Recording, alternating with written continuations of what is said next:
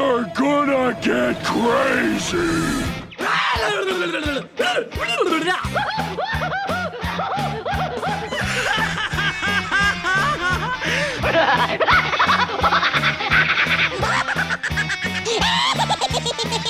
Most everyone's mad here.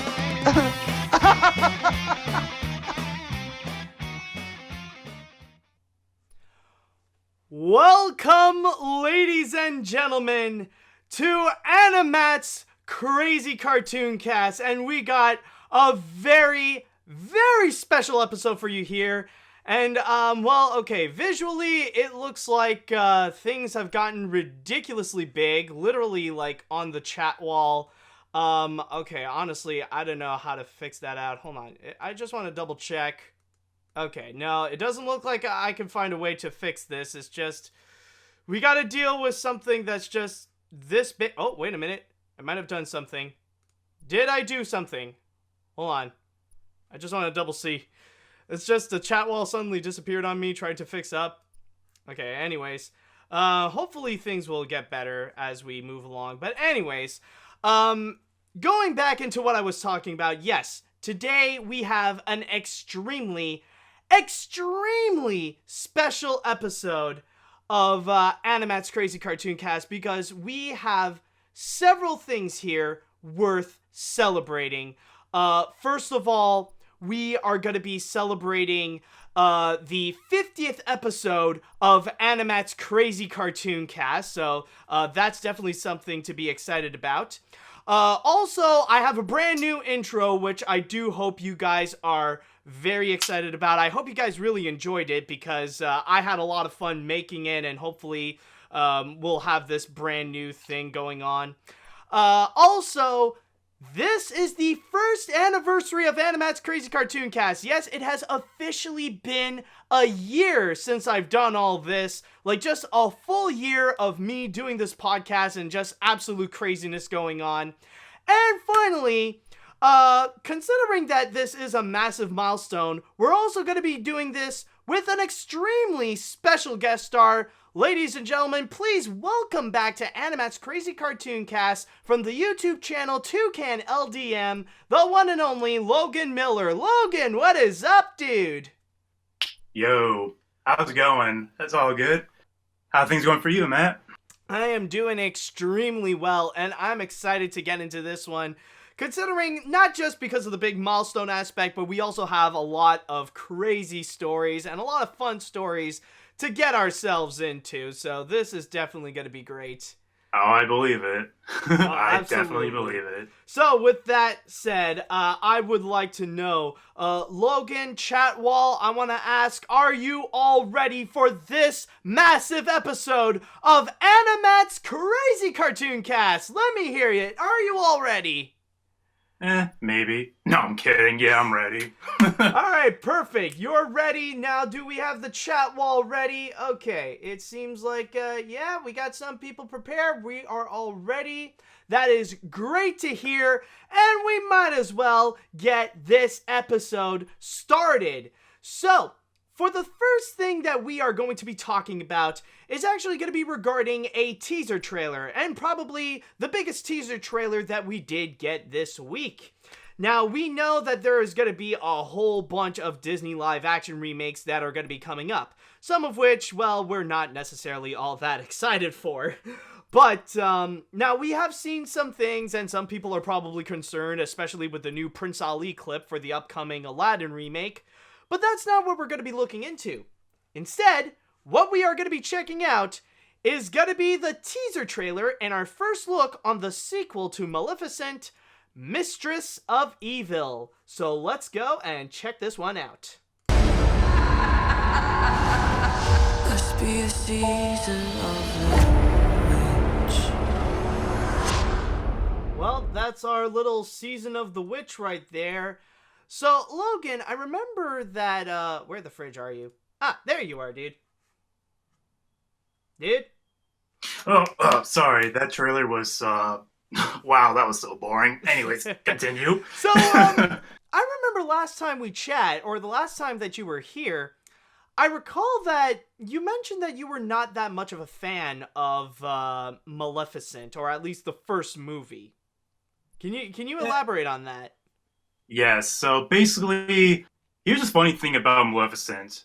Back when it was like, when like here's like news outlets talking about the film and all this stuff and showcasing the trailer, I was honestly hyped for that film because sure, it wasn't going to be anything like spectacular, and obviously it's not going to be great as the original, but I like the idea of like going deep with like these classic characters, and especially with like Maleficent, the most well-known Disney film out there and the most popular. It will be very fascinating to know like her side of the story and all that stuff.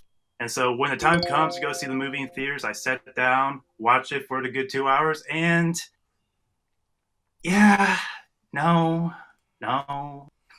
That's all I gotta say about. No, it's like when I first saw it, I didn't really think much about it.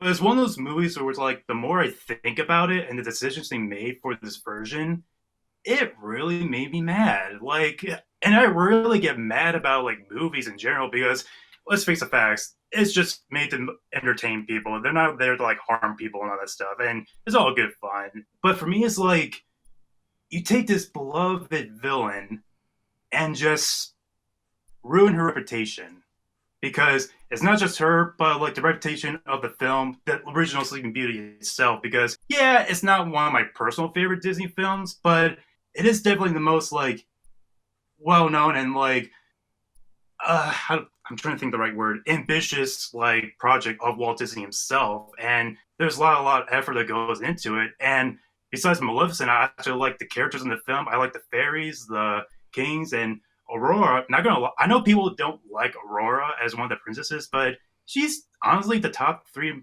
personal favorite Disney princesses. Like, how can you not like her? Look at her. Just look at her. But I'm no, not gonna seriously. lie, like I gotta confess, like Aurora is actually like my number one Disney crush, like among all of them. Like, oh god, it's just No, I'm with you there. I mean, yeah, she's definitely one of the more prettiest princesses out there, and but also like one of the kindest. It's like she's just so nice. she is, isn't she? Yeah, she doesn't really have that deep of personality compared to like the more recent Disney princesses, but she has dreams. Dang it! but yeah, but yeah, going back to what I'm with my Maleficent, it's like after I saw that, it's like one of those things like they could have like done so much more with it. And here's the thing: I don't mind if they went for a darker route with these films.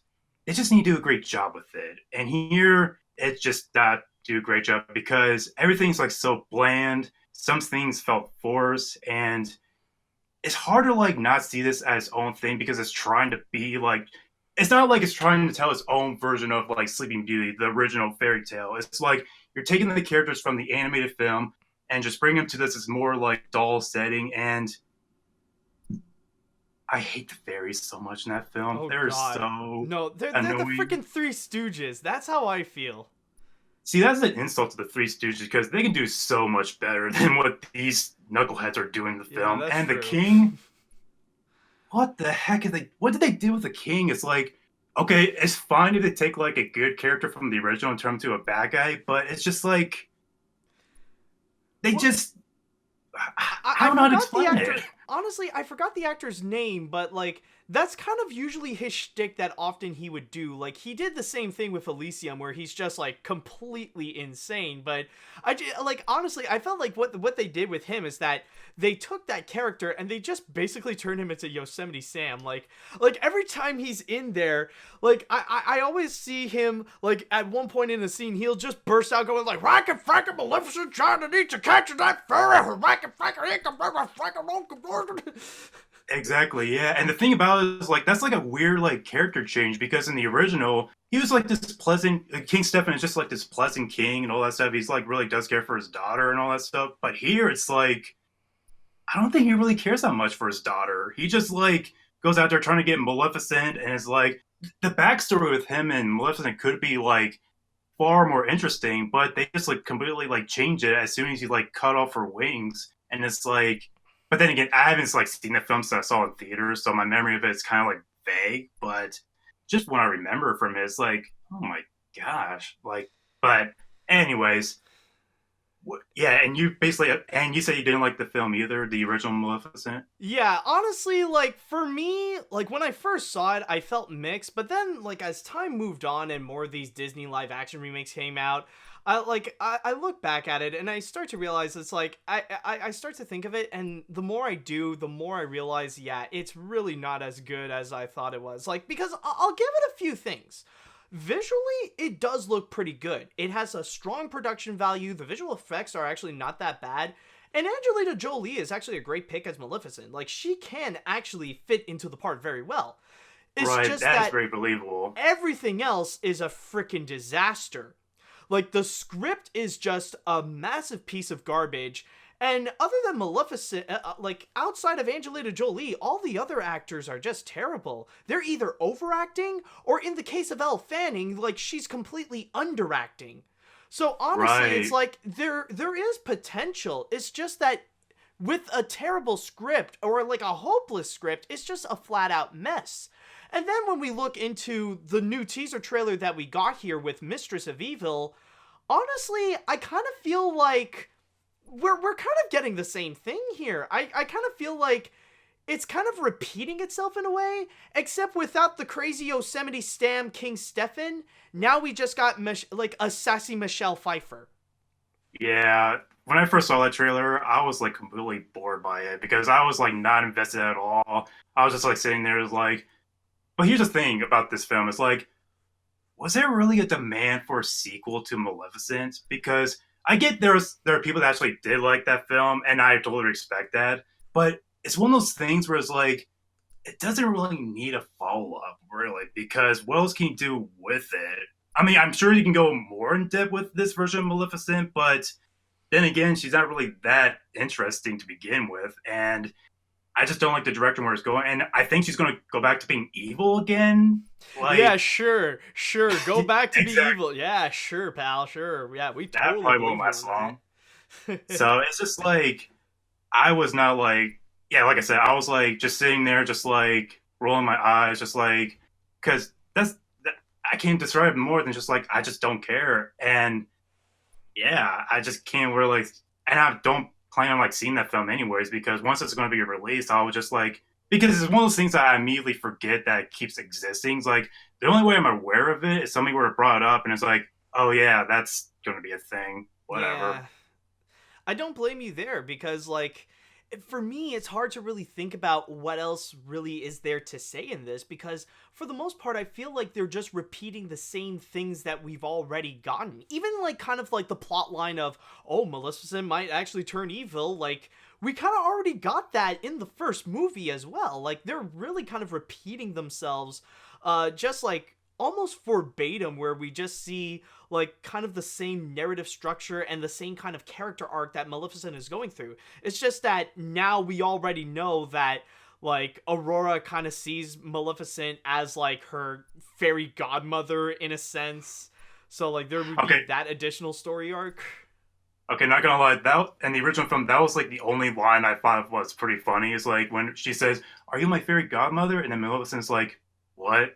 Not Yeah. gonna lie, that did get a laugh at me, but Yeah, still, that's it's true. like, but It's even then, like you mentioned, yeah. yeah.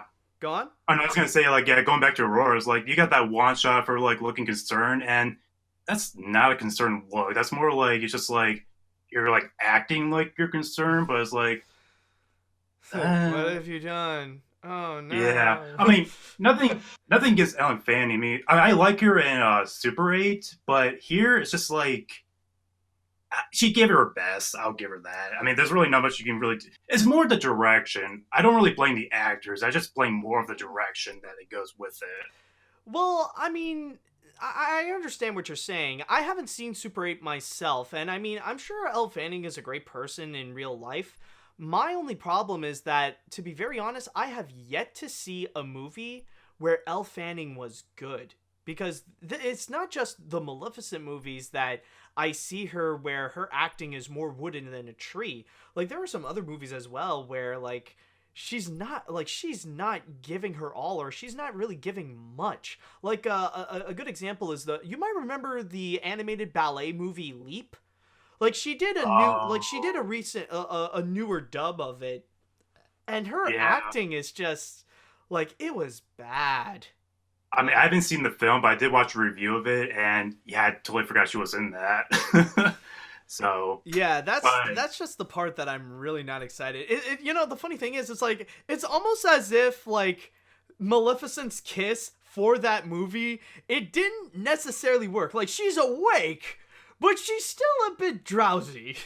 That's why you got that kind of performance. It's like, what have you done? She's like half human, half zombie in a way. I know that sounds harsh, but yeah, I know.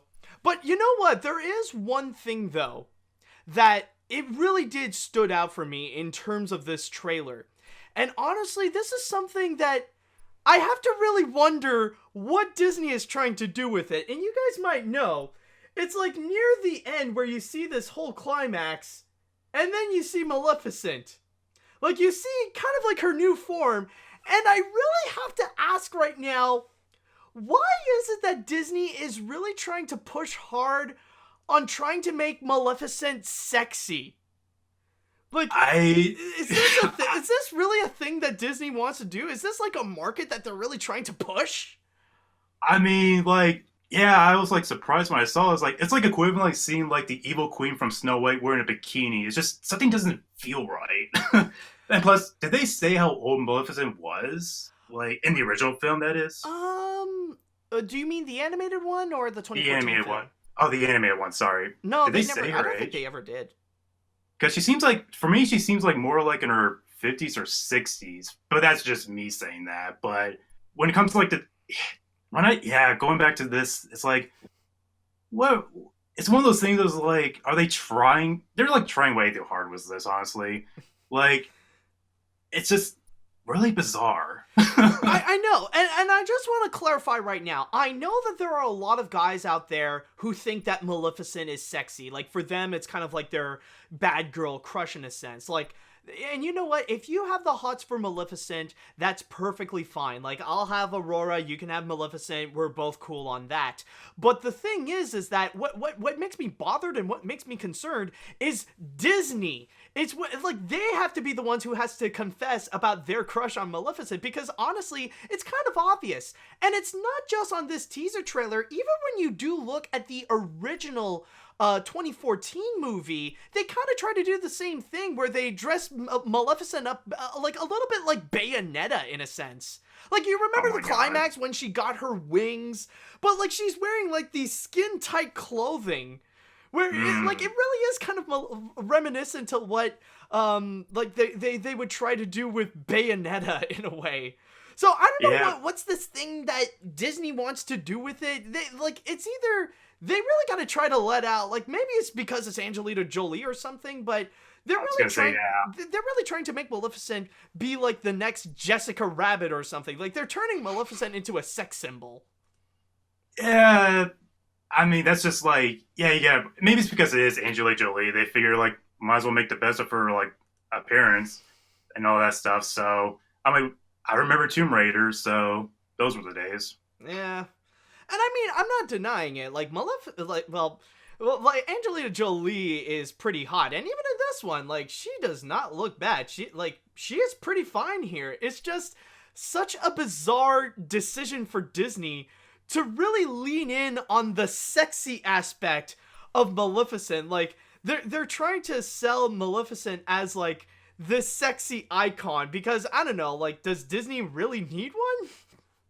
I mean, then again, in the Aladdin remake, people find Jafar sexy, so who knows? There could be like a shirtless scene with Jafar in the remake. Who knows? Oh god, I think I know exactly when they would. Well, I mean, like, it doesn't necessarily count because it's going to be all CG, but the only time that I can imagine a shirtless Jafar is when Jafar turns into, like, the genie. Yeah, that's pretty much it. But anyways. Overall, this film itself is like I said before, if I personally don't mind if they go with a darker route with their animated projects, because you can tell like a very fascinating story with them. Like, actually, let me show you a good example. I'm not sure if you read this book series, but this is like a good example of like you can take like a Disney property. Can you move to can you move a little bit to the side, because like I got my webcam in front and it often blocks. So those what if stories. Yeah, those are like really fascinating because they take like the animated, like for example, Beauty and the Beast. They take it, but they add like a twist in the middle. Like they change things up right in the middle, and they go completely dark from there. And it's like it's really. I mean, granted, there are some like some slow moments in there, but for the most part, you're just really fast. You're really on the edge of your toes, knowing where they're going to go with that direction. And another good example is like in the same series, there's a Aladdin one where. What if Aladdin like grabbed the lamp to begin with, and instead like Jafar managed to grab it for the first time? And I won't give away spoilers, but I'll just say some beloved characters die in that version. Like I won't say who, but yeah, it goes there, and it's licensed by Disney, so yeah, it's official, yeah. And I mean, that's not the only one. Yeah, those aren't the only villains book that they would have as well. I know that there's another one. Like, I don't know what the series itself is called, but like, I know the cover is like it's all black, and you only see like half of the face of like a Disney character, like whether it be Mother Gothel or the Evil Queen or Beast or stuff like that. I know that's also a part. Yeah. I got like the Evil Queen one, but you have to read it. But yeah, that's another good example. And yeah, going back to what I said, like you can take these properties and go add like a dark twist in it, but it all depends on the execution. And so far with these live action remakes, with the exception of the Jungle Book, they're all not good. Like it's just more like you gotta wonder what their meanings are. Like say, yeah, let's take what's everything that's great about the original, but let's make it dull. Like they're not the worst movies ever. They're just dull. No, you need to add in a hip hop beat, just like what they did this week with Prince Ali. Oh, geez, that's a different story right there. Show respect. Boy, can you flack down on one knee? I think that one scene where, like, Jasmine's friend doing this, like, when they mentioned, like, the Golden Camels, that pretty much sums up Disney right there, like... Yeah, and then you got Aladdin, who basically sums up the whole audience, where he looks like Morty going around like, I don't know, it doesn't look like a good idea. I thought this would be a good adaptation. Yeah, but... only time will tell with that one, so... Well, but I mean, in the end... we won't have to wait long. True that, which I'm not going to see it right away. I'm going to wait like a couple more weeks later, but yeah, in the end, yeah. Yeah. We'll just leave it like that. Yeah, basically. All right, let's go into the chat wall, and I want to know from you guys, what do you all think about the teaser trailer of Maleficent, Mistress of Evil? Is it something that this will interest you? Are you not really that turned on by it? And I don't have to mean it that way. Let me just... So, do you like it? Do you not? Are you excited? Are you not? Let me know what you think. All right, let's see. Go on. So a few people... Oh, sorry, I'm going to say a few people mentioned Christopher Robin. I don't really count that as like part of the... It's not really much a remake. It's just more like a spin-off type thing. So, I mean, I like it all right. I like the first two halves, but this third act was... really not that great, but everything else, it's like it has like sweet charm to it. That's all I gotta say to it. But the paper is upside down. That's the solution to all our problems. Oh, jeez. Let's see. Me and my girlfriend saw this trailer yesterday, and to be honest with you, AniMat, it doesn't look that bad. Although I don't love the first movie, I still liked it a lot. Hold on a second. I lost my place a bit. I liked a lot of things about it, like the visuals, the acting from Angelina Jolie, and the best part was seeing the Sleeping Beauty story from a new perspective and point of view. Yeah, basically like a lie, basically, from the villain. But the fact that Disney is trying to make Maleficent a sex symbol in the teaser reminds me of Threshold Studios making Lady X from Food Fight a sex symbol. From Food Fight. Oh, God. Food Fight. Yeah, that's... Although, something there. Yeah, that's just because the director didn't know what they were doing. It's just the animators joking around with the girl trying to make her sexy, and they were like, "Yeah, let's put that in the movie." Okay, well that turned out. Yeah. Also, I noticed people talking about Mary Poppins Return. That's just more of a sequel, honestly. Yeah, but honestly, for a sequel, it's pretty decent. Obviously, it's not as great as the original, but for what it is, it definitely captures the charm of Mary Poppins. I'll say that much. Yeah. Well, like the intentions are the same, but it is more just a sequel. Let's see. On one hand, Maleficent looks like she might attract some droolers in the audience. Oh my god, yeah. But on the other hand, looking at the title Mistress of Evil and remembering how well the sequel from the 2010 Alice made in the box office, my prediction is before the sun sets on its release date, it shall prick its finger on the spindle of the box office and bomb. Just saying. You do bring up a pretty good point. Like, considering considering that nobody really asked for it, it could be a possibility that this could turn out to be a box office bomb or, like, at the very least, not as successful as the first. Yeah, because the Alice sequel bombed, so I doubt this one's going to do any better. Yeah, exactly. And it kind of reminds me of another thing, like the fact that it is called Mistress of Evil, and now I feel like with the direction Disney wants to take with Maleficent, they really are leaning a lot more on the mistress than they are on the evil. Yeah, but that's marketing for you. Yep, pretty much. I'm not buying this trailer. From what I see so far, it looks like it's trying to be a cash grab movie that nobody wants. I honestly have low expectations for this movie so far. But if it turns out bad or worse than the first movie, then I would find this as a disaster for Disney. Okay. But then again, 2019 is going to be the year for Disney. I mean, even if this film bombs, it's not going to make a difference for them. It's already the year for Disney. Disney won. Yeah. They are, like, Endgame alone, Disney dominated 2019. Yeah, exactly. So if, like, let's say this one or Aladdin were to bomb, then it's not a big deal for them. Who cares? They'll have Toy Story 4 coming up. They got Frozen 2 coming up. They'll make their money back. Oh, they got the Rise of Skywalker. Yeah, so they're set to go. They can afford a few bombs. Exactly, yeah. Let's see. One more I'll read. As much as I didn't like the first movie, this does make me want to see a cinematic universe consisted of Disney villains. I think that could be really cool.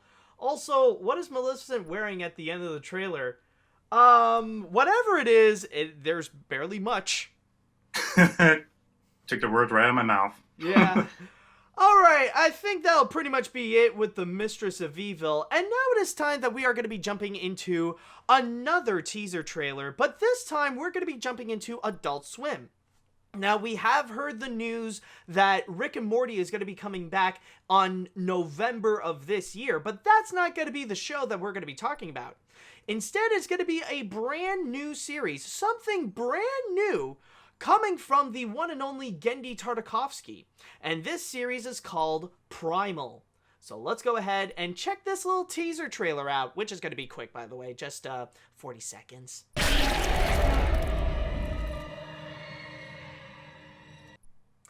Yes, folks, that little clip right there is a show called Primal, and yes, it is indeed from the creator of Dexter's Lab and Samurai Jack, Genndy Tartakovsky. So Adult Swim not only greenlit this project, but they have also confirmed that the show is going to be coming out this fall. And to read a little synopsis of what this show is going to be about, I'm going to be reading from my source here on Variety, as it states, Primal centers around a caveman at the dawn of evolution and a dinosaur on the brink of extinction. Bonded by tragedy, this unlikely friendship becomes the only hope of survival in a violent, primordial world. The half-hour animated series will premiere this fall. So, just wondering, Logan, when you first looked at this trailer, how did you feel about it? What did you think? Wow. Wow. Took me by surprise, but then again, I shouldn't be surprised coming from the guy that made Samurai Jack, so. But yeah, I mean, this definitely has like a lot of potential because I'll be completely honest, I didn't really grow up much with Samurai Jack. It didn't really seem the kind of show that I would be like interested in watching because as a kid, I watched more of like the more comedic shows growing up, like let's say SpongeBob or the Pop-Up Girls and all that stuff. To me, it's like, I mean, I watch like a few action shows that they have like sense of comedy, like Kim Possible or Teen Titans, but Samurai Jack, I mean, granted, it is really popular and people really like it. For me, it's like, I appreciate it, but I don't consider myself a fan. And from what I heard from like the last season they did like not too long ago, people were like pretty mixed about it for reasons. But yeah, well, like we would go into spoiler territories, but I do understand. Like I have seen the season 5 of Samurai Jack, and I have watched Samurai Jack in the past. Not necessarily like one of my top Cartoon Network shows, but again, like you, I really do appreciate for what it's trying to do. I like this highly artistic, action-packed show. Like I really do appreciate what it did try to do, and especially like in terms of the end, it's just like with the final season, like it did very well for what it's trying to do. Like it did great. It's more just the romance aspect where it really did flop hard. Oh, yeah, wait, I just realized I shouldn't exist. Oh, yeah.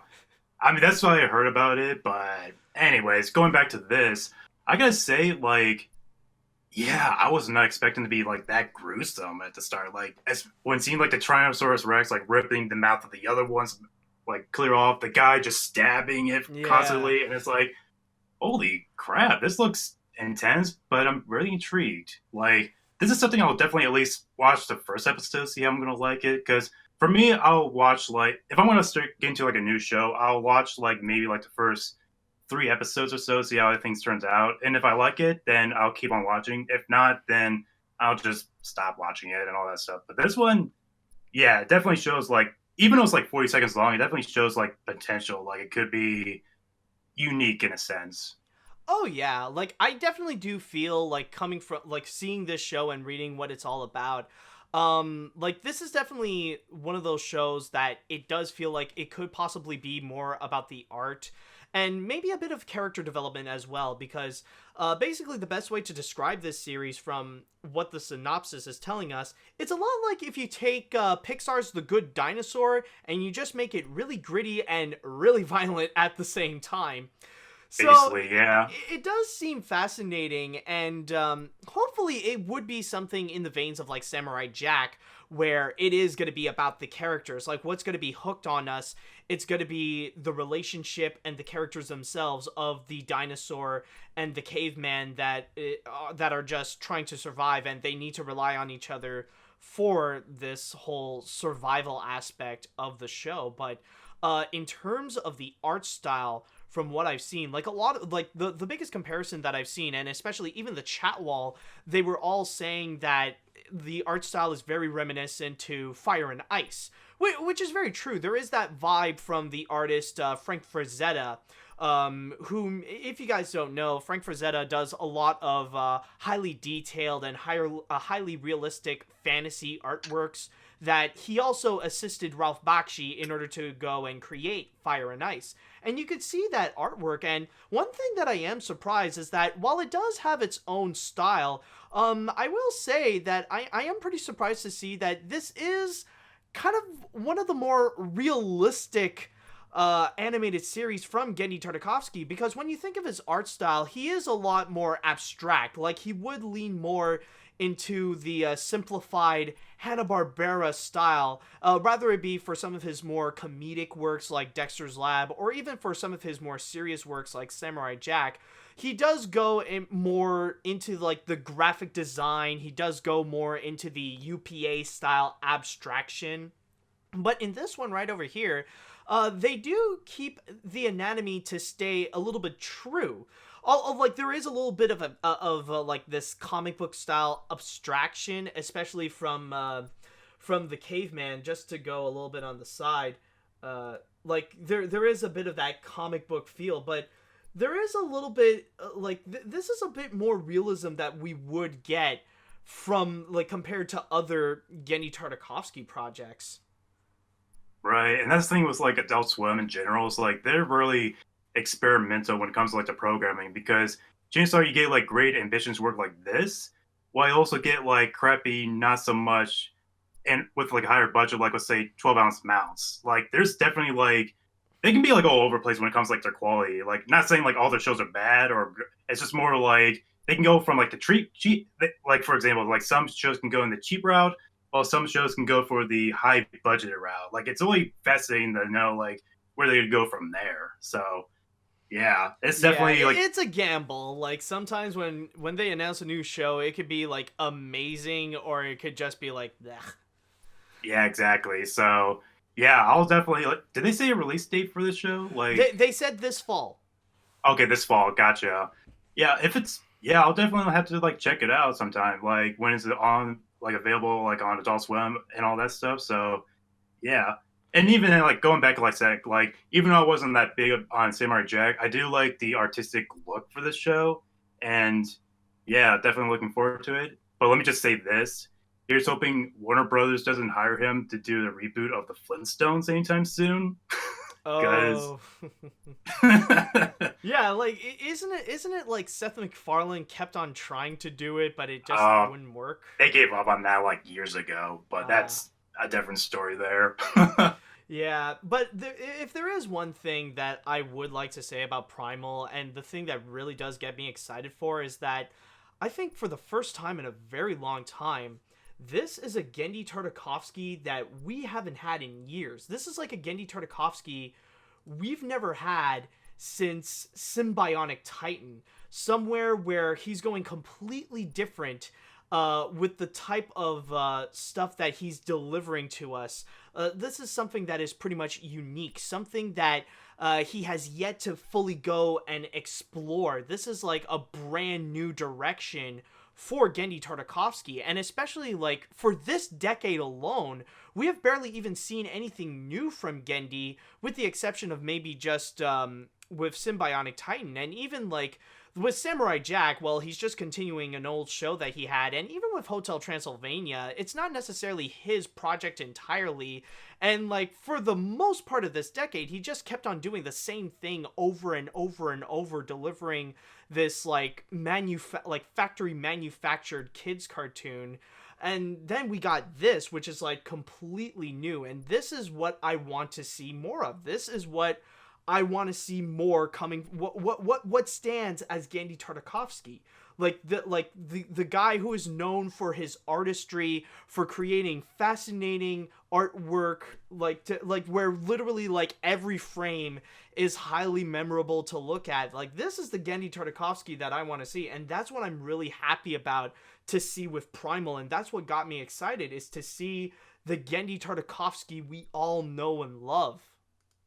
Exactly, yeah. And plus, like you mentioned about his previous show, I totally forgot he did make that, because Cartoon Network like treated that show so poorly. Like I feel Adult Swim has like better respect for Genndy than Cartoon Network nowadays, because yeah, you mentioned like Symbiotic Tonic is like, I remember like people brought it up, but it's just one of those shows I keep forgetting that existed because of how like it didn't really last that long. Like, and it wasn't like it's all yeah. So it's just I just find it interesting that Adult Swim treats them more properly than Cartoon Network, but yeah, that is true. And I mean, the sad thing about Symbionic Titan is that like it does have a bit of its cult following, but nowadays, like because of how Cartoon Network treated it, it did become like one of their more obscure shows.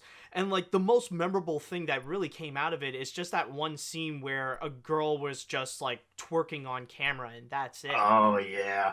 Not gonna lie, when I first saw that clip, I thought that was like Daphne from Scooby-Doo. I was like, what is she doing? Although Daphne twerking, admittedly, I wouldn't mind checking that out. But yeah.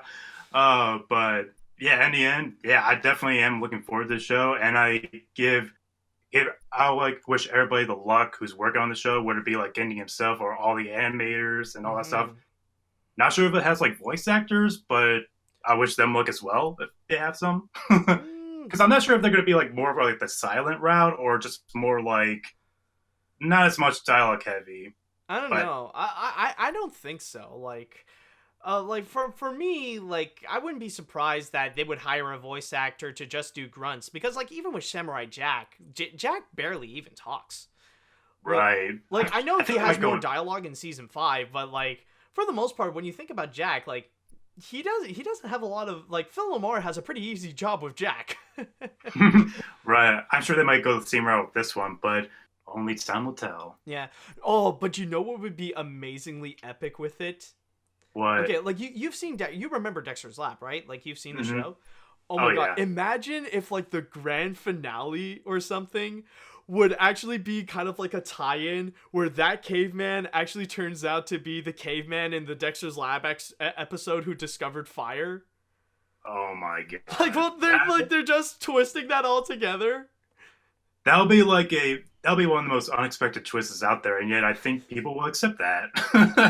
Yeah, they'll be like, Dexter's Lab is now in Primal. Sure. The Genndy Tartakovsky cinematic universe or TV universe, Basically. whatever. But yeah, definitely looking forward to it. Yeah, same here. And I want to know from the chat wall, what do you guys think about Primal? Are you guys excited for it? Do you think this is intriguing? Do you want to check that out? Do you not? Let me know what you guys think in the chat wall. Let's see. Even with just about a 30-second trailer, this looks really good, and I am certainly excited for it. This does also kind of remind me of the animated pilot that Genndy was the animation director for, called Korgoth the Barbaria. I don't think I've heard of that. Have you heard about this show? I might have. Wasn't it like from Adult Swim? Or was it like meant for Adult Swim, but they rejected it? I don't know. I'm not 100% sure. This is the first It's been a time while. I've heard about it, yeah. As much as I'm looking forward to this project, I just hope this is not just going to be just some blood and guts for 22 minutes with no substance. I'm not a squeamish viewer, but I just want more substance than just gratuitous content. P.S. Speaking of Adult Swim, they need to listen to Lisa Hannawalt and get rid of the misogynistic piece of crap called Mike Lazo. Okay. That came out of nowhere. That'll be another story for another day. I don't know what's going on there, but I'm intrigued. Yeah, we'll see what happens with that. Let's see. There's a bit of a continuation. This is from someone else, actually. It's just the same color. By looking at the trailer, it looks like an R-rated version of The Good Dinosaur. And like you said in your review of that movie, the designs don't fit well with the tone that the movie is going for. A cartoony style for a movie with a serious tone. But it's like if this trailer took the cartoony look of The Good Dinosaur and give it the design that it should have done before. And as a fan who's been waiting for Genndy Tartakovsky to make something new instead of the Hotel Transylvania movies, I'm ready. Yeah, in a way, like you could see it as like they're fixing up The Good Dinosaur in a sense. Make your mark, Arlo! Ah! Oh boy. Oh my god. If this is gonna be a reboot of The Good Dinosaur, are they also gonna recreate that scene when they ate those weird berries? Oh my god. With Genndy Tartakovsky, I would love to see his take on that. Oh my god, yeah. That scene in The Good Dinosaur just came out of nowhere. Like, honestly, a lot of people like that scene, but for me, it freaked me out. It's like, what's going on? What's going on? What's going on? I mean, it's no pink elephants, but I give him A for effort. Yeah. Definitely the weirdest scene that ever came out of a Pixar film. I'll just read one more now. I will admit that it looks kind of interesting. I will admit that while I respect Samurai Jack, I couldn't get into it as much as everyone else. That being said, I adored Dexter's Laboratory as a kid, and I love Gendy's work on the Powerpuff Girls, and the 2003 Clone Wars series was awesome. Oh yeah, the Clone Wars was great. I might give it a chance, but I'm not sure since I don't do a good job keeping up with shows, even though I should. Okay, that's fair enough. Okay, so I think with that said, we are pretty much good with Primal and stuff like that. And now it is time that we are going to be moving on to another TV show that really did suddenly go viral this week. Now, it was its premiere and like its 22nd premiere, but it's not necessarily the episode itself that people were freaking out about. It was actually regarding a certain character that maybe not a household name, but everybody knows this character. And wouldn't you know it, right out of the blue, we just realized, holy crap, not only is he married, but it turns out he's also gay. Yes, we're talking about Mr. Ratburn, the teacher in the Arthur series, where in the season 22 premiere, not only was he getting married, he also got married to a man. Now, to give you guys a little bit of context about the episode itself, apparently Arthur and the gang just discovered that their teacher, Mr. Ratburn, was about to get married. And then they stumbled upon this girl who seems really pushy, and they were very concerned if the girl would actually be the future wife of Mr. Ratburn. Which, by the way, that girl is actually the special guest played by Jane Lynch.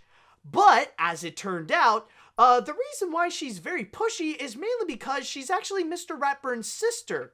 And the person that Mr. Ratburn would go and marry is actually this this guy who owns a chocolate shop named Patrick, who we actually saw a little earlier in the episode, or at least I think. I'm not 100% sure on that. Yeah, he did show up. Okay, he did show up. So, from there, social media just absolutely exploded to the fact that not only Mr. Ratburn did get married, but it turns out, like, holy crap, no one expected this, but he is actually gay. And on top of that, for a TV show like Arthur, they actually showed a gay marriage scene, which the last time that it happened on an animated series also aimed for kids would be with Steven Universe. And of course, they did actually mention that in terms of the wedding itself, the best thing that ever came out of it, of course, has to be the cake.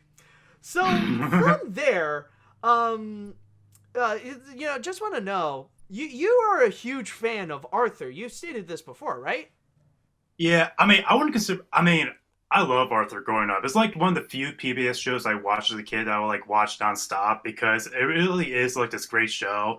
Not just for like the characters and all that stuff, but it's more like the stories it's tell and the like messages to send out and all that stuff. It has like good attentions, and I think I stopped watching it when I think the last episode I watched of Arthur was like when they have like the Backstreet Boys guest star and like the special. I forget where they went with that direction, but yeah, I remember seeing that, and I kind of like I was like phased off from like watching PBS shows because obviously I got older and all that stuff. But I still respect Arthur to this day, and what's interesting about this show is like it's one of those like TV shows that I keep forgetting is still making new episodes. Like I'm like still surprised like they're like producing more episodes. And in the case of what's interesting the most is like it's not like The Simpsons or like SpongeBob where like people will like complain like, oh, this show should end and all that stuff, it getting worse. But with Arthur, it still remains the same quality. I guess the only downfall is like obviously they had to change the animation from like traditional to Flash, and yeah, I'm not gonna lie, the Flash animation is not the greatest, but it still has like the Arthur charm to it. And yeah, when I first heard news about this, it's like kudos for them for going through that route because obviously, if you watched Arthur, you could. I mean, they didn't like explicitly show that Mr. Ratburn was gay, but they were like giving hints about it. Like I remember not too long ago, I watched this compilation on YouTube of like the best of Mr. Ratburn. And you can tell from like the way he says like certain things, he has like a more like feminine tone to it. Like especially when it comes to like cake and all that stuff. Like, is that cake? Like he has like that more feminine tone to it. And yeah, and when I first heard news about this, it's like I'm not that surprised, but at the same time, it's like I'm really happy they went for that route. And I did watch the episode itself because it was free online on PBS, and it was a pretty good episode. Not gonna lie, because at first, like I thought they're going to take like this. I'm never like this big fan of like the misunderstanding plots because they seem like very generic and sometimes pretty cringy. Yeah.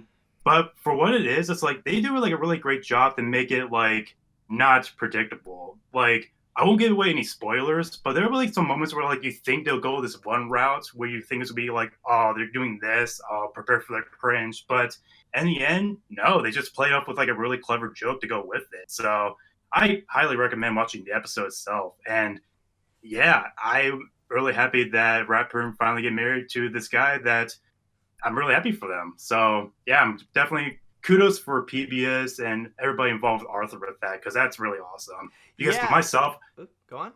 I don't know. I was gonna say like even though I'm a straight guy, I do support the LGBT community with all this stuff because I find that stuff like much more fascinating nowadays. Because for me, I'm not really big on romance plots because I feel like it's been like done to death. Even like from the 30s up to now, it seems like there's really not much you can really do much with romance between like a guy and a woman. But when it comes to like a same sex, that can have a lot of potentials. And I know there's like going to be like those like jerks that are like against all that stuff. Because I remember like I saw this one post on Twitter, like somebody like shared this link of Ratburn married, and he said, "Oh, this definitely ruined my childhood and all that stuff." It's like, dude, shut up. And it's Yeah, like, honestly, like, I saw a few people on Facebook, and I actually did go and confront them. It's like, dude, do you still watch Arthur to this day? Do you have a massive emotional connection with Mr. Ratburn? If not, why the fridge do you even care? Shut the fridge up. exactly, yeah. And actually, you know what's really funny about this? It's like when people like make like news outlets about, I find it interesting that they're making a big deal of it after the episode's released, because the thing that annoys me most is like before, whenever like a movie or TV show is released and they make like news articles saying like, oh, this character would be like the first ever like gay character to appear in the TV show, but once you actually see the episode itself, it only happens for like a few brief seconds, and it's like all that hype for nothing. Like a good example is like it's like that remake of the Beauty and the Beast where they make the with big deal LeFou. like LeFou, yeah, being all gay and all that stuff, but it only lasts for like 2 seconds. It's like, yeah, it's way to drum up like Even all this that like scene attention. is questionable. Like, really. Yeah, it's like if you didn't like know about the information, you'll be left there as like, oh, he's dancing with a guy, cool. Well, But like, honestly, like, the guy who appreciated that he was all makeup and dressed up like a Baroque woman, like, he seems a lot more gay than LeFou. right, it's just like one of those things where it's like they try to like they just basically want the attention so that way people like won't start talking about it. If Disney didn't like say anything regarding it, then people will make a big deal of it. And that's why I like with like what PBS did is like we didn't know about this until the episode was released, and that's where people like start talking about it, and it's all positive, like so. And I never expected it. And like I said, there's like those few idiots are like claiming like they're like homophobes and all that stuff, and Yeah. that's just That's stupid, the but- thing. If you don't like it, then you're pretty much a homophobe at that point. Exactly, yeah. Yeah, But no, Oh, go on. oh no, I was gonna say, yeah, like I said, it's mostly just like a positive reception that Ratburn is Yeah. gay and all that stuff. So, but you're about to say something? Well, I just want to tell about, like, my side on the whole situation. Honestly, like, when it does come to Arthur, I'm a little bit like you. Like, I remember as a kid, I grew up watching a bunch of Arthur, and then I kind of, like, moved on. And, by the way, there's also another fact that I don't know if I've mentioned this before. Maybe I've talked about this in the podcast before or something like that. But I remember I actually knew the kid who played DW. I remember, like, it was like years ago. I haven't talked to him since, but I remember I used to hang out with this guy. His name was Robert, and he, like, we were in theater school, and like he was already excelling in the acting field, already getting gigs and stuff like that. And one of his jobs was that he was the voice of DW. And by the way, yes, he was actually a guy, because for roles like Arthur and DW, they want to get kid actors. Now, I am guaranteed for a fact that Robert is not doing Arthur, like, he's not voicing DW right now, but back then, like, he had a very high-pitched voice that, like, it can pass off as this gritty little girl like DW. And I remember, Yeah, it was funny because Yeah. oh, sorry, I was gonna say like I remember like I saw this new like his Twitter post saying like all the people that voiced DW are all like boys, and that took me by surprise. Like, wow, I did not know that. That really convinced me how well they execute her voice. Oh, absolutely.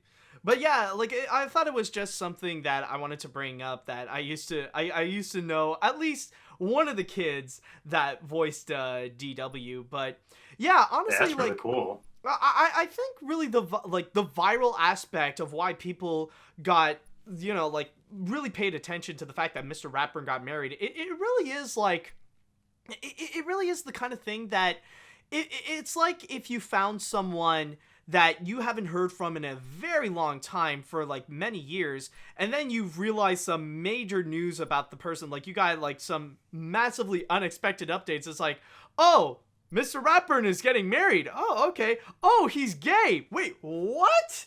You know, it's the kind of thing that really, like, it's surprising, but, you know, you're like, you cannot feel anything else but just feel happy about it, you know? Like, really good on him, because, like, he got a new step in his life, and, like, you kind of discover a new piece of information that you didn't necessarily know about him. Now, I know that there are some people who would bring up the controversial aspect of taking an existing character that's been on for, like, many years and turning them gay or being a part of the LGBT community. But I would actually argue that in the case of Mr. Ratburn, it actually does work. That you can actually take Mr. Ratburn and turn him gay, because let's be completely honest.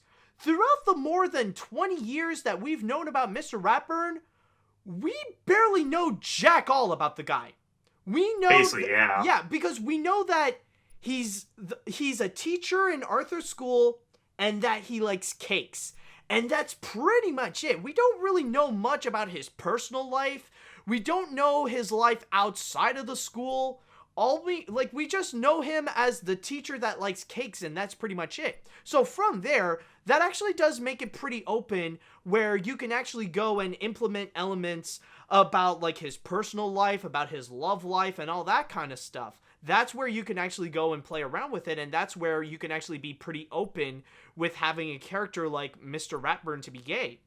And Exactly, yeah. And also, I just want to add, like, a major factor of how this can be a massive deal, especially the fact that a show like Arthur actually presented a gay wedding. Because you got to keep in mind, like, yeah, like, as I stated before, Steven Universe already showed a gay wedding before.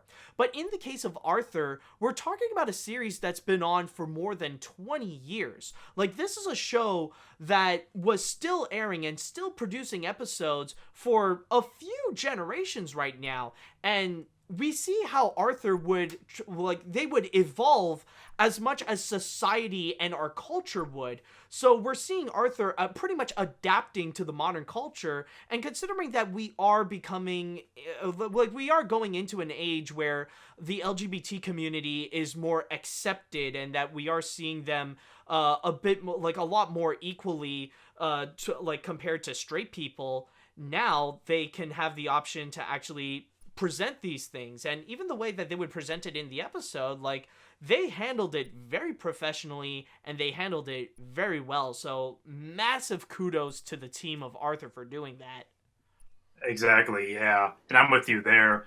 And it's funny because you mentioned, the times. It's in that same episode, they, bring up, they were, using, smartphones, and they're using, apps. But they did it in a way that was, subtle and not, in your face with it. And that's what I like about it. Because, with modern cartoon shows where, if they go on for, years and years, and they adapt, these, modern stuff. A good example is, the Fairly Odd Parents. There's, this one episode where, there's, a running gag involving duck lips. And it's, duck lips. And it's, it's so stupid. Yeah. That's trying way too hard. At least Arthur doesn't have, we don't need a moment in the episode where Arthur has to stop. It's hold on, guys. I have to pick up my phone so I can play Frustrated Pigeons. Oh my god. Kudos from not going there. But, yeah. And, like I said, going back in the episode itself, when the wedding does arrive, they didn't, comment, that he was gay or anything. They just played out just, how a wedding normally goes. They reacted calmly about it. They didn't mention about him in love with another guy. It's just how you expect from they just act all normal and that I respect that, because you got to think about it. If this was made in in the 90s when Arthur first started, I'm sure they will make a big deal about oh my god, Mr. Ratburn's in love with a guy. I'm sure they'll do in a more pleasant way, but they're gonna make a big deal about that. Yeah, but in the way, it's that what actually does really make it work in the episode is the fact that when we actually do see the chocolate guy actually appear, we see the reaction of the kids is oh, that guy is actually very nice. Oh, that's great for him. It's this is a much better alternative than that pushy Jane Lidge crap. Exactly, yeah. So they respect the guy and all that stuff, so I like it. Not sure if he appeared in the show before that, but I don't think he did, from my knowledge. But still cool character. But then again, I haven't seen Arthur since the season 4, so yeah. And we're talking about season 22, so there's a giant gap there. Yeah, but no, I guess overall, the best way to put it is just congratulations on the team of Arthur for actually pursuing that, and also congratulations to Mr. Ratburn, where even though we know the guy loves cakes, we also know now that he has a massive taste for chocolate. Oh, jeez. Oh, very nice. He totally wants Patrick's chocolates. I just have to add that in. The joke is right there, man. I just had to.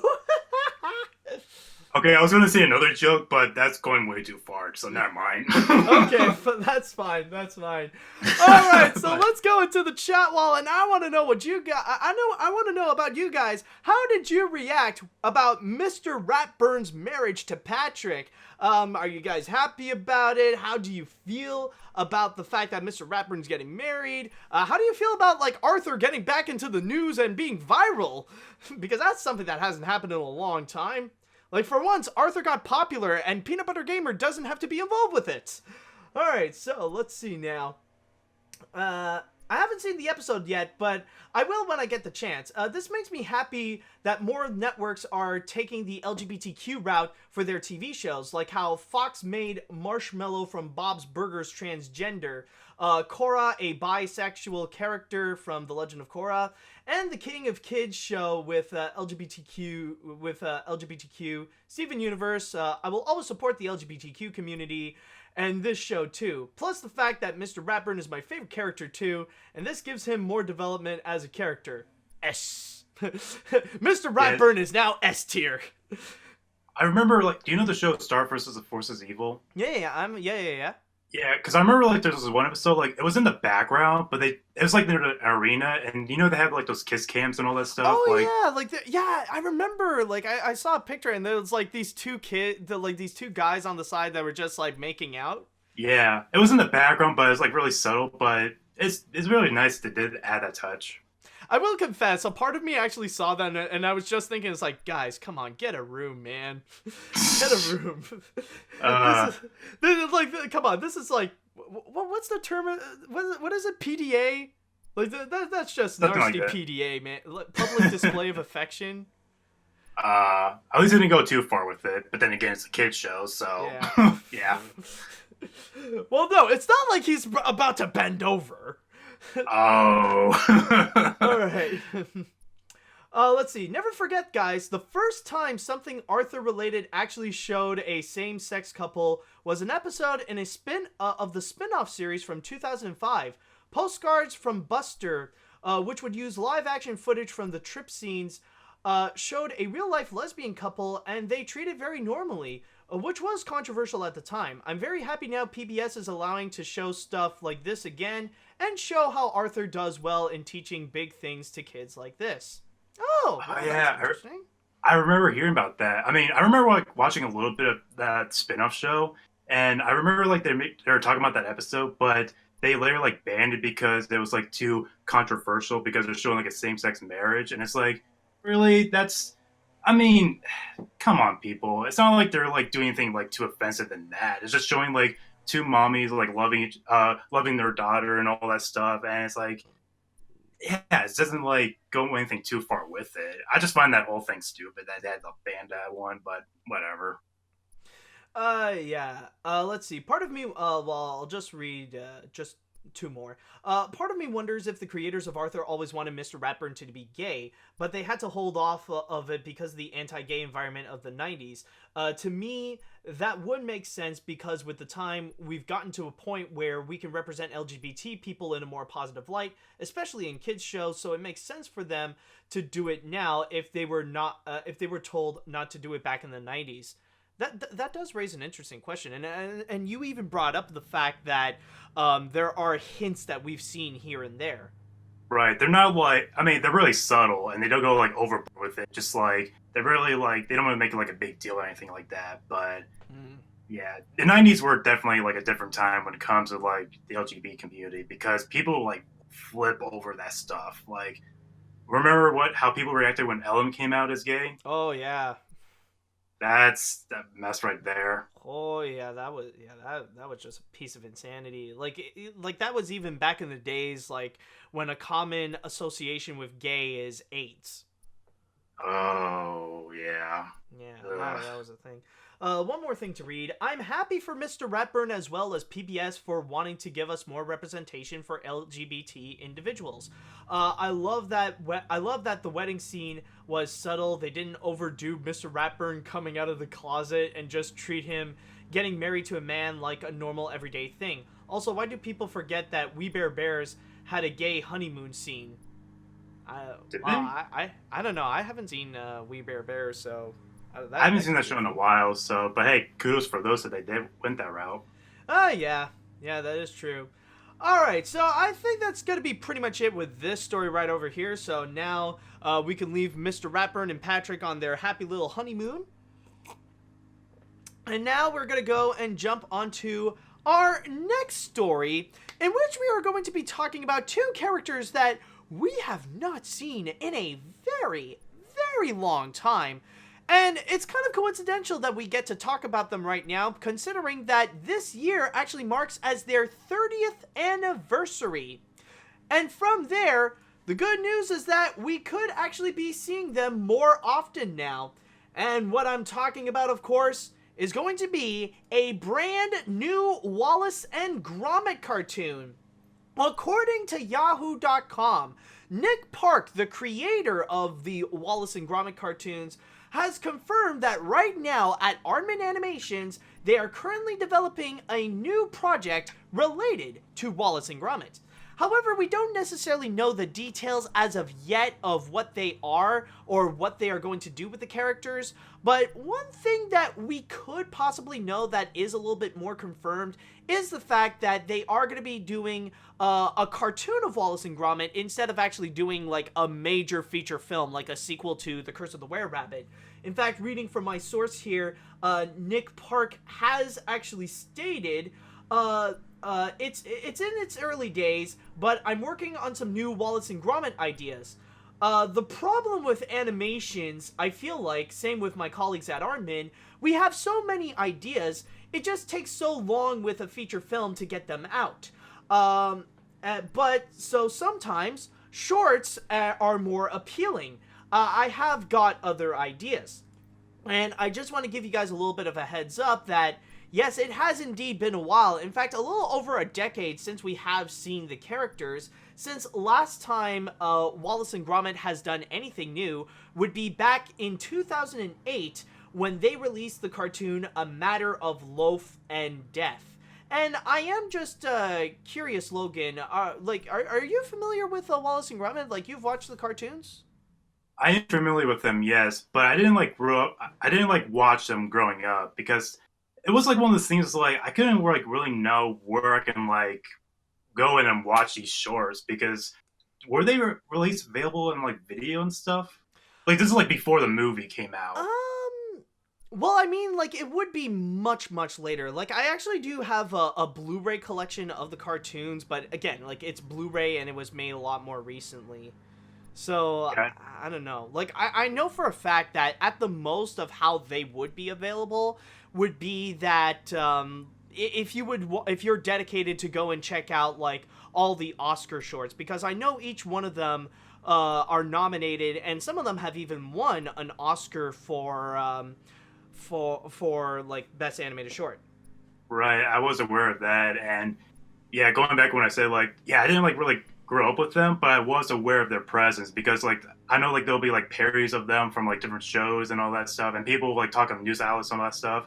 It wasn't until like much more years later. I think it was like sometime last year. I was like flipping through the channels, and I happened to be on like Universal Kids, and they were playing the Wallace and Gromit shorts, like all the original shorts. So I watched like the first one made, and what I especially love about Wallace's Gromit is that they're definitely more laid back when compared to like other like animated projects, because you get those ones that are like so over the top. They feel like they need like have like jokes here and there like every second, be like loud, obnoxious, which it can be done fine, but just don't overblow it.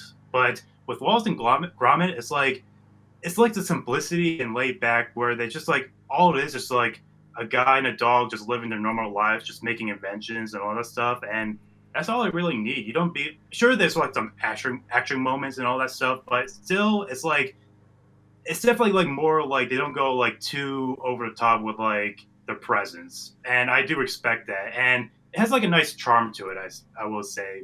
So yeah, I don't consider myself a fan, but I do love what they have to offer. And you mentioned the movie. I didn't see it in theaters, but I did rent it one time, and like I said with the shorts, it definitely has like its own charm. And I guess the thing that killed me not seeing it in theaters is like the way it was like marketed, because with like kids film, they have to like put in like all the burp jokes and all Yeah, the immature true. humors and all that stuff. So I can't really blame them from that count. But still, like outside of that, the movie itself was pretty great. And yeah, Wallace Gromit is definitely something that if there is like new projects, I am curious to like check out when this will be released. Same as this one. Like I'm definitely looking forward to where they can go with the modern take of Wallace and Gromit. Yeah, absolutely. Same with me. Like Wallace and Gromit really was something that as I did get older, I did get a lot more interested. Like I think as a kid, like I've heard a little bit, but not much. But I think my first full introduction was actually the movie, which I actually did go and check out in theaters, and it is absolutely great. And then like I started watching the shorts and stuff like that, and they really are a lot of fun. And like you said, they do have their own unique subtle charm that in a way really does define what British animation is and their approach on crafting cartoons. And with Wallace and Gromit, there really is that unique approach to it where they would even do things that we barely even see other animated projects try to go and create. And what I really do appreciate is the fact that there is that element of suspense and an element of like a thriller. It's not necessarily like a horror movie, but especially like starting from the wrong trousers and then going to a close shave and a matter of loaf and death. You see that element where like it is still playful, it is still a little comedic, it is a lot of fun, but there is also that element of like the suspense and like the shock of it all where like they would go like their execution on it is a little more different where they would play around with the suspense genre and like treat itself as a bit like of a horror satire, and even with especially with the movie itself where the whole thing is a lot like a parody of those classic horror films like The Wolfman especially, where from there you end up resulting with like some highly memorable characters, especially like with the penguin or the were rabbit itself, or like even Right. the evil robot dog. Like there's a lot of elements that real like it does keep you on the edge of your toes where like it does result in some action films, but you could tell it's just this is like these are a series of cartoons that are just absolutely a lot of fun. And yeah, like I'm surprised that we have yet to even see a lot more of it, because in a way like it really is Aardman's bread and butter, and I'm surprised they have yet to fully to really go and like create more stuff with it. Now I understand like they also have other projects that they want to try to go and create, and in a way like they kind of are, because like the Shaun the Sheep series and then like later on with the Shaun the Sheep movie, that actually is a spin-off from Wallace and Gromit, specifically Right. from A Close Shave.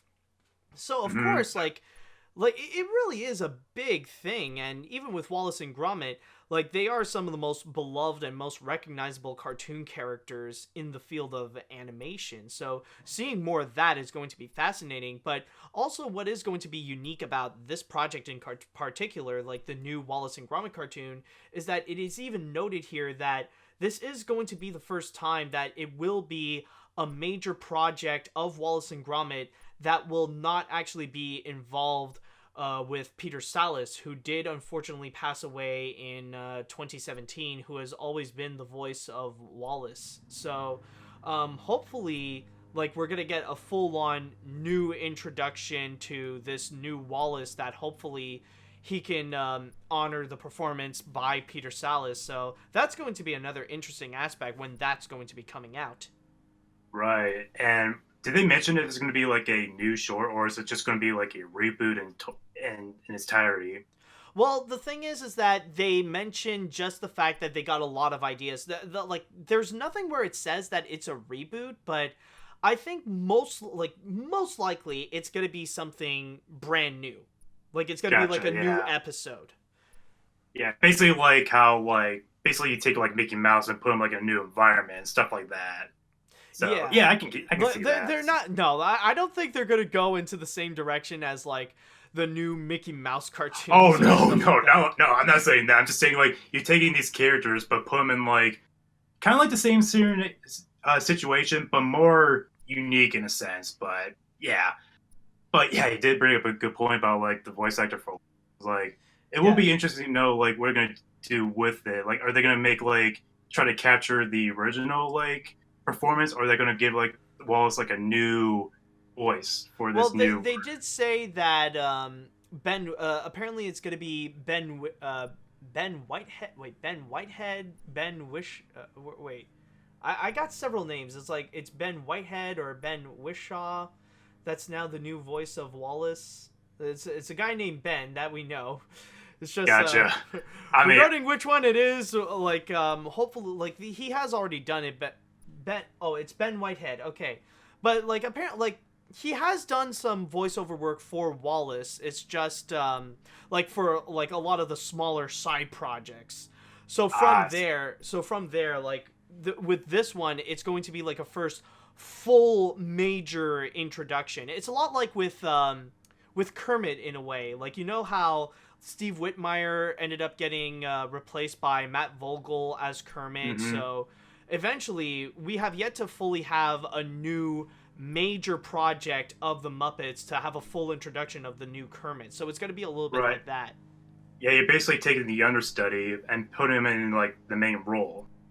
Exactly. So, So, yeah, like so on that regard, Ben will have some massive shoes to fill on that, but I do really hope for the best for him. So, exactly. Yeah, I'm with you there. yeah, overall though, honestly, seeing this news, I feel absolutely excited that we are going to get a brand new episode of Wallace and Gromit, or it's like just something new in general, because it's been a while since anything did come out with these characters. And yeah, honestly, I would like to see more new things, and especially with how Aardman, like, with the new movies that they have brought out, like with Early Man or the Pirates Band of Misfits or a Shaun the Sheep movie, you see how their technology has massively evolved.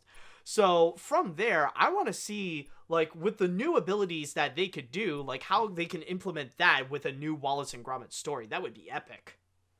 Yeah, definitely looking forward to it whenever that time comes. Oh, yeah. So with that said, though, I would like to go into the chat wall, and I want to ask you guys, what do you think about the new Wallace and Gromit project that there is gonna, like, we're gonna soon see a comeback of Wallace and Gromit? Are you guys excited about it? Are you guys concerned about it? Like, let me know about your thoughts about what you think about a potential comeback for Wallace and Gromit. Let's see. I absolutely adore Wallace and Gromit. I own The Curse of the Were-Rabbit, purchased the 4 shorts on Amazon Video, saw a little bit of the World of Invention series, and all the cracking contraptions. These are incredibly funny and charming to boot, so I'm looking forward to whatever the new short will be. Alright, that's nice. I remember seeing the shorts on VHS with my mom and older brother. We even saw Curse of the Were-Rabbit in theaters. It's odd that we were fans considering that we're not from Europe. Paddington is now filling that charming and funny British family comedy hole, which are great, and people should watch them.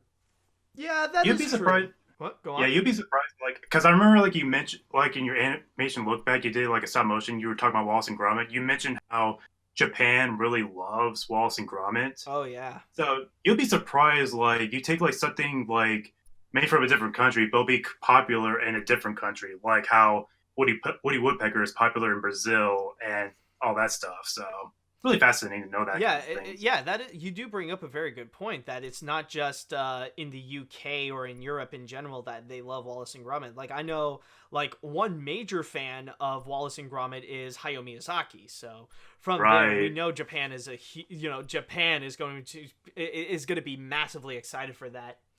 Let's Right. see now.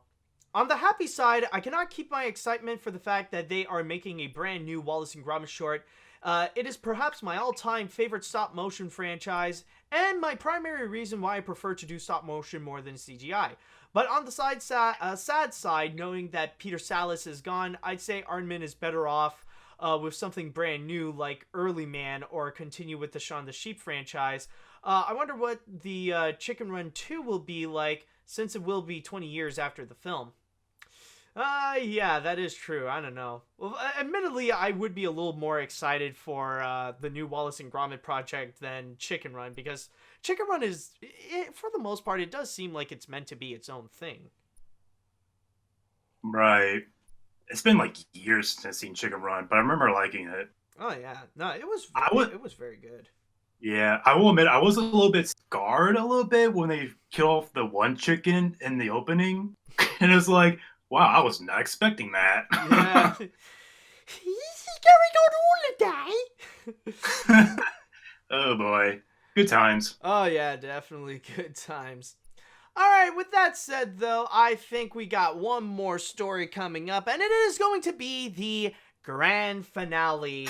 And we're going to get ready for something that, oh boy, this is a subject that I could say there will be a lot to go and talk about.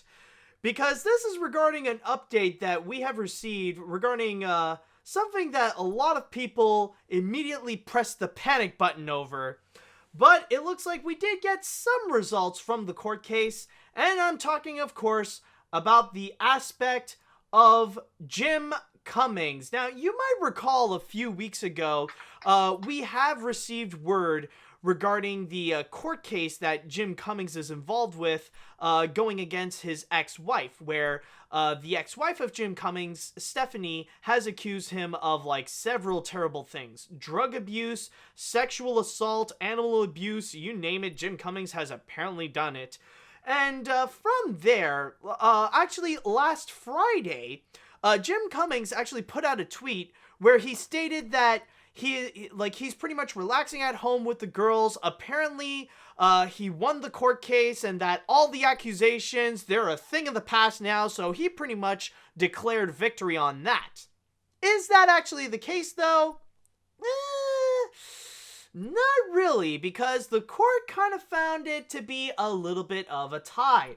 Reading from my source here in the New York Daily News, it seems that Jim Cummings and Stephanie, what they have received from the Los Angeles County Superior Court and from Judge Shelley Kaufman, the judge pretty much gave them mutual domestic violence restraining orders against each former spouse and say that they will remain in place for 3 years. So that's basically the main thing that they have received. It's just dual restraining orders from each other. Now, of course, considering that the children are also involved in this case, since Jim and Stephanie does have 2 minor daughters, apparently the case right over here is that Jim Cummings is going to be having full physical custody of the children, but legally the custody will go to both of them. So it is something that they have to share joint legal custody. Apparently, on top of that, in the case of Stephanie, it's stated in my source that Stephanie could resume regular visitation with the girls as soon as she completes a minimum of 3 conjoint therapy sessions with each child. So considering that there are 2 of them, so she would have to go into 6 of these therapy sessions with the kids, and then after that she can just go back with the regular visits.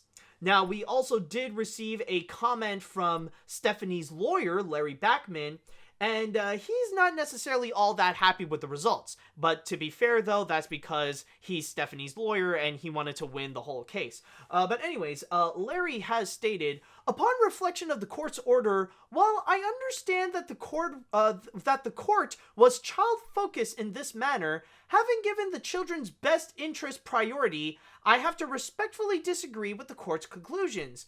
When the court found that the evidence presented by Stephanie supports a finding of sexual assault/rape committed by James Cummings, only to then find that text messages sent by Stephanie threatening to disclose his years of abuse, both sexual and emotional, somehow has parity with the sexual deviance, so as to support a finding that both Cummings and his wife should be viewed in the same light as primary aggressors, necessitating mutual restraining orders. That conclusion is lost to me. So for now, it seems that the whole thing, it's pretty much a conclusion. Like I said before, it's kind of a bit of a tie where there is legal joint custody and both restraining orders from each other, but Jim Cummings did walk away with just a little bit more with physical custody of the children. Now, I'm sure that for you, Logan, just like with everyone else, this is not an easy thing to swallow or to even hear about this whole court case.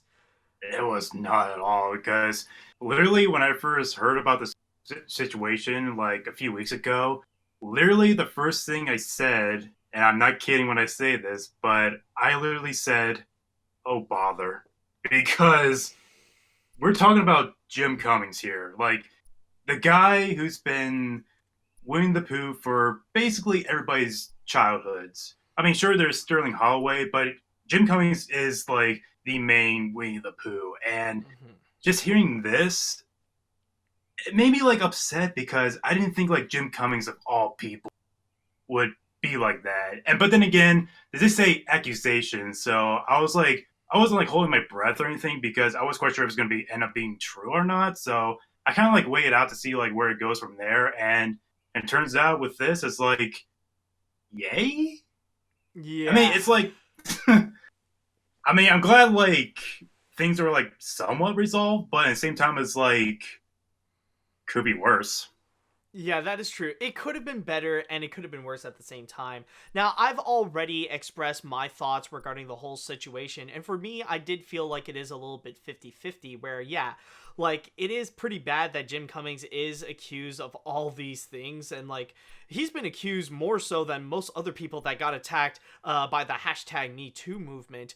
But in this scenario right over here, I do feel like it really is more of a situation of a he said, she said battle, considering that it's only his ex-wife going after him, and especially the fact that it's his ex-wife. So there is that aspect that you have to get into as well and factor in that there is that aspect that maybe she's just jealous that Jim is still getting all that fame and stuff like that. But then again, also at the same time, like what does make it questionable as well is that considering that we are in the age of the hashtag #MeToo movement, like at this point right now, we would have heard from like other co-workers, from other voice actors and other fans as well, that they would reveal their story of some sexual deviations from Jim Cummings as well, but that's not necessarily the case. Again, It's only Stephanie the one that is accusing Jim Cummings of doing all these things. So that's why, but like when the court was announced, I felt like it really was kind of a 50-50 kind of scenario. Yeah, I was gonna say, like, besides from her, I don't recall like anybody else like smack about Jim Cummings from like what he has done. But because it's not like other situations where like you mentioned before about Vic Mignogna, the anime voice actor. Yeah. Like there's like a lot of people that like accuse him from all these like accusations, all that stuff, and he's rightfully punished. But with Jim Cummings, like I said, like except for like that one person, like nobody else like really like say anything negative about him after that. It's like it's more like it could be like a situation where like you said, she could be like jealous and all that stuff. But then again, we don't know Jim Cummings as a person, so he could be like that. But at the same time, it's like I hope he's not, because it'll just be like really upsetting if he is. But yeah, this whole thing is like I try my best not to go too deep about it because it'll make me even more sad. Yeah, that is true. And just out of curiosity, I would like to know, because this is also a big part of the story, when Jim Cummings put out that little tweet about like, oh, he's back at home with his kids and that he would consider all the allegations a thing of the past now. How did you react? Because I know that there were a lot of strong emotions that came out of it. Part of me is like, I'm glad things are resolved, but at the same time, it's like, I mean, I'm not going to think of him differently because it's not like he, like, per se, like, do anything that's, like, far worse. Like, he's not John Lasseter. He's not Chris Savino. He's not that, like, level of bad. But at the same time, it's like, I'll think of him, like, a little bit differently, but I'll just probably, like, it's one of those things, like, it's going to be, like, forgotten very soon. And probably unless things get, like, really worse, then it's like, yeah, there's really no point like go really in too deep about it. So I'm glad things are like somewhat resolved, but yeah. No, but I just gotta say though, there is one thing that honestly really freaked me out when it came to this whole court case. that honestly it really did scare me in some point of views. And and honestly, it has nothing to do with Jim Cummings, it has nothing to do with Stephanie, and it has nothing to do with the court. It's the fans' reaction. It's like people's reaction to the whole court case and stuff like that. Like, oh God. Like, I saw this and it scares me how some people, they're just not ready for the real world. Because I don't know if you have seen it, but like, there are just so many people online that they were so emotionally and personally invested in this, down to the point of, like, it's almost like they were the ones that are in court being accused of all that kind of stuff. Like, I wasn't aware of that. Oh my God. Like, some people, like, they were very serious. Like, they were really personally invested to it, to the point that it's almost unhealthy. Oh man, like, I understand, like, being a fan of Jim Cummings' work, but to go this far with his personal life, that's kind of like a stretch, honestly. Because I get you want to defend your hero and all that stuff, but there's like a limit you should like do that, because that's more of his personal life. It's not like he's been like recast by a different voice actor or anything like that. It's just more like, no, this is like some serious stuff, and it feels like the fans is like, they should probably like back off just a little bit with it. But at the same time, it's like, yeah, I was not aware of this whole situation, because the last time I heard about this story is like you mentioned, like this news article, and that was it. Because before that, I just heard about the accusations, and I just basically like went off with my life, because, like I said, it's just accusations, so I'm not 100% sure is this going to be true or not. So I was a little bit hurt, but at the same time, it's like, I'm going to wait to see where things are going, because it could be positive or it could be negative. But for this, it's like, it's right in the middle, per se. Yeah. And I would say it's like, it's not as bad when it comes to like other celebrities, like, you know, like the whole Johnny Depp situation with his yeah, true. Yeah, that one. Yeah, it could like go that route. So, but then again, I don't want to get into that. That's like a different drama there. But for this, it's like, yeah, like I said, it's one of those things where I'm just going to like immediately ignore it and all that stuff, because he's probably like going to continue with his life. Everybody should like continue with his lives and all that stuff. So it doesn't, I don't think it'll damage his career. I mean, he's still going to be the Winnie the Pooh. He will still be Pete. He'll still be some of the characters from Star Wars. He'll still like have his career, but I don't think it's coming to the point where it's like, it's going to like damage it a bit. I mean, I could be wrong, but who knows? Yeah, you do have a good point. Like, it's not the cases like with John Lasseter or Vic Mignogna where he's using his career and his status in order to take advantage of others. It's not really that route. Like, essentially, I think it's more like his career is just going to be fine. Like, so far, what he's facing right now is kind of like, it's the more common, like, battling against battling against a bitter, former companion and stuff like that. But just going back onto the aspect with the fans and stuff like that, the reason why I asked you about your reaction of when Jim Cummings released that tweet, oh my God, for some people, they felt like it was the greatest news that they've ever received. You have no idea how many people contacted me through social media, like through email, through Facebook, through Twitter, all sharing me like that tweet that Jim Cummings has done and all the different articles that came out. It's like, Jim Cummings is innocent! We won! He's free! He's a British guy! All that kind of stuff. And oh my God. And again, it just freaks me out how these people just end up feeling a little too personally attached regarding this situation, and how unhealthy it is that they're too connected with the media that they would watch, even though like there's a 99% chance that they have never met Jim Cummings, they don't know Jim Cummings personally. And one thing I could say, thank freaking God Stephanie does not have a public social media account. Like, good thing that she does have it in private, because you know for a fact that because of this court case, you're going to have, like, plenty of Jim Cummings fans that are going to be going after her and harassing her on those social medias, even down to the point of, like, sending death threats. You know that it is highly possible that you'll have those people going, how dare you go after my childhood voice actor? You should get hit by a truck for that. You know, they would do stuff like that. I did not think about that. That could have been like so much worse, because I remember I hear stories that are people that are like that, and it's just like it's so pathetic to the point where I feel like they need some help. Because here's the thing, I don't follow celebrity drama. I try my best not to like get involved with those kind of stuff because it's they're just doing like their personal life, and it's like you don't have no business like knowing what they're doing on a daily basis. I mean, yeah, you can like be a fan of them, but just don't be like overly creepy, like obsessing with them like 24/7.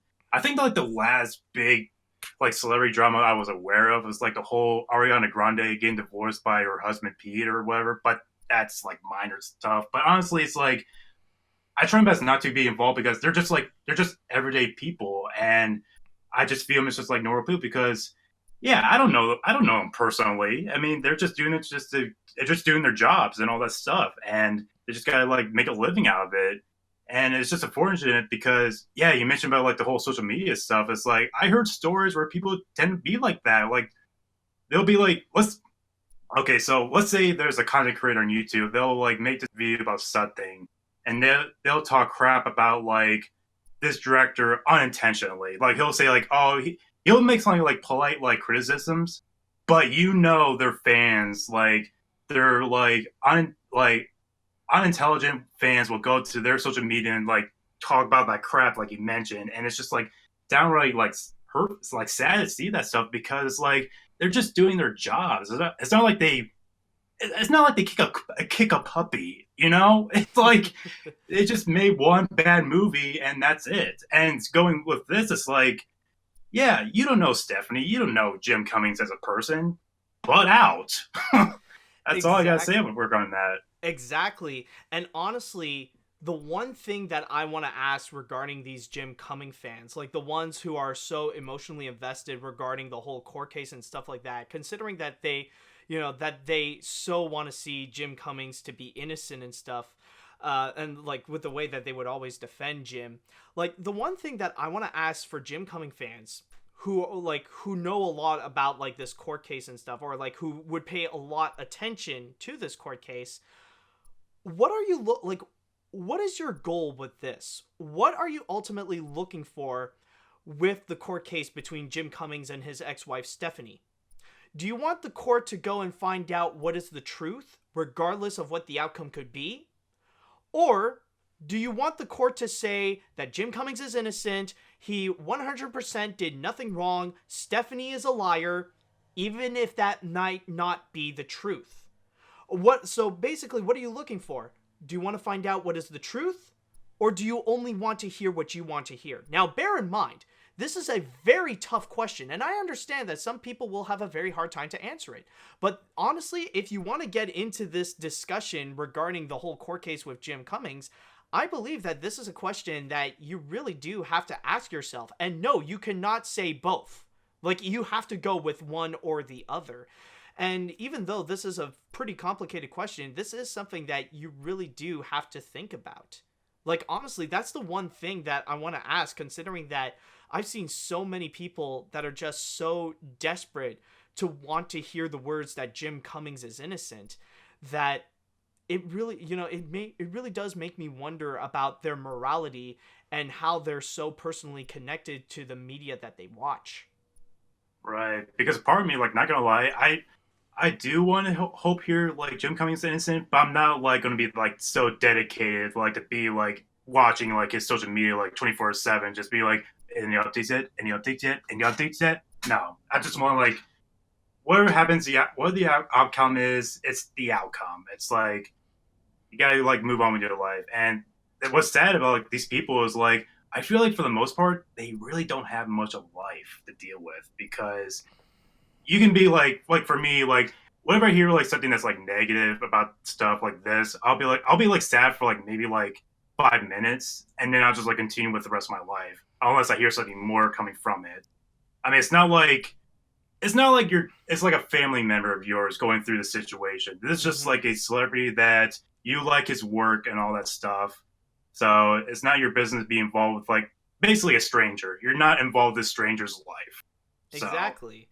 And, like, even if Jim Cummings did all of that and it turns out that the court found him completely guilty of it, like, how would you react? Like, can you live the rest of your life, like, as normal? I mean, like, See, that's... like we've already, and the thing is, we've already faced that before with many other people. Like, I'm sure, like, considering what, like, this is the Crazy Cartoon Cast, I'm sure a lot of people have felt that way regarding, like, John Lasseter. Like, that was a massive blow, but we still managed to move on with our lives. Exactly, yeah. And it's just like, yeah, exactly. Like, in the end, is like, yeah, even though you grew up with these people and they end up doing, like, terrible things, you gotta accept the fact that you just gotta, like, move on from those people, and just, it's unfortunate, but at the same time, it's like, yeah, it's just tough.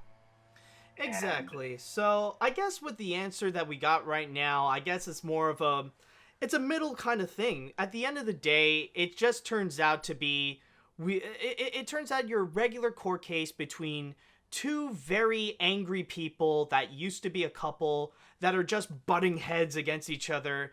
And the result is that they kind of got the same, they both ended up with something.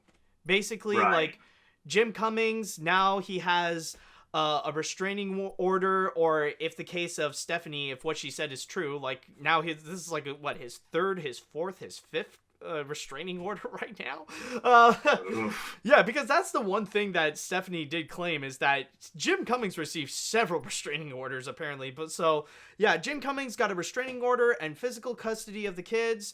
And Stephanie Cummings, well, she ended up getting some therapy sessions, but she can also, and also a restraining order, but she can also check out the kids as well. So, yeah, in a way, Right. It turned out to be a bit of a tie. Exactly, yeah, so good for both sides, but at the same time, it's like, yeah, that's all I gotta say about the matter. Their lives, not mine. Basically. So with that said, I would like to go into the chat wall right now, and I want to know what you think about the court case right over here and how this result came out. Are you guys satisfied with it? Are you guys disappointed by it? How do you feel about the whole situation? Let me know what you think now. Let's see. I honestly don't know how to react to all this. One thought in my head is that the wife must be mentally ill because she's the only one witnessing this and no one believes in her. Then she needs medical help, that she deserves to lose the case. But then sudden thought came in about what if there was some secrets from Jim Cummings and the words they present of all this aren't exactly helping him, that we need to move on. Like you said during the Mr. Code thing, actions speak louder than words. All right, let's see. I didn't even care about what it said, since I'm not really one of those people who are involved with childhood heroes becoming bad and completely ignored it. Although hearing about it now, even for the actor, I'm just glad to know that he's at least in somewhat innocent, or at least to say that it might have been cleared out. Besides, just recently, Jim Cummings just voiced a character yesterday as Darkwing Duck. And like in the DuckTales reboot. And technically, he wouldn't be doing it if he really was that controversial.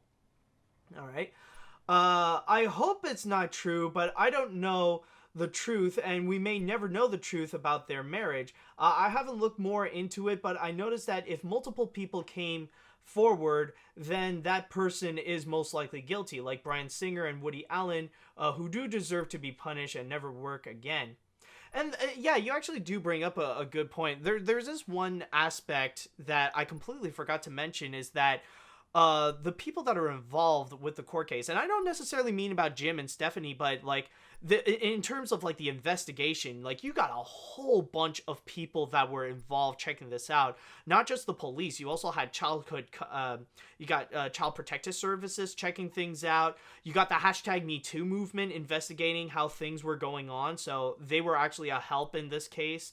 Like you got, of course, like the court helping out, so there were a lot of people. So like to come out with this kind of conclusion, at least we did get something. So like this is something that it's going to be hard to really debate against, about like, well, I rather want to see this, no, I think it's more this. It's like, well, no, I mean, like with all the people that are involved, like you're pretty much arguing against facts, and you're kind of hopeless in that case. Let's see now. Even though I have no connection to Jim Cummings, it feels bittersweet to me as a result. Also, why no mention of Tim Conway of Grumpy Cat? Oh, right, because, yeah, I guess people want me to do, like, a little memorial. Yeah, so I guess, I'll take a moment to have a quick mention. Yeah, Tim Conway has unfortunately passed away this week. As you guys know, the voice of Barnacle Boy, along with a few other roles. And of course, the internet sensation Grumpy Cat. So they will be missed. So yeah, you happy now? I mentioned them. Now let's go home.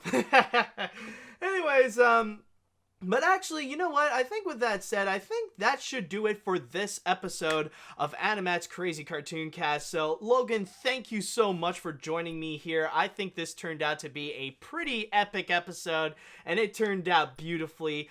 So, in case that there are people out there who wants to go and follow you and want to know a little bit more about your work, where is it that people can go and find you online? So for those who don't know, I do run a YouTube channel called ToucanLDM.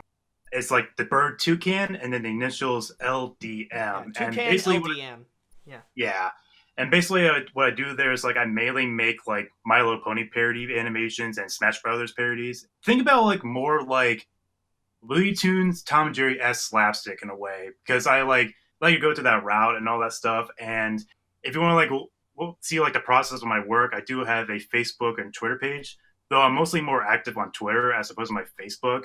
But all you gotta do is just type in my username and you'll easily find me there. So, and if you don't feel interested, then that's fine with me. I won't be offended at all. So. Yeah, so with that said, though, also, I just want to cap this off, considering that this is a milestone episode. Thank you all so much for watching, not just for this episode, but throughout the entire year and throughout the 50 episodes that I've done. I mean, I can't believe that I actually survived this long, like survived a whole year of all this AniMat madness, and also survived like 50 episodes of this, and hopefully we can manage to go and survive 50 more and another year more. So with all that said and done, I would like to say thank you guys so much for watching, and until next time, see you later, dudes! Adios.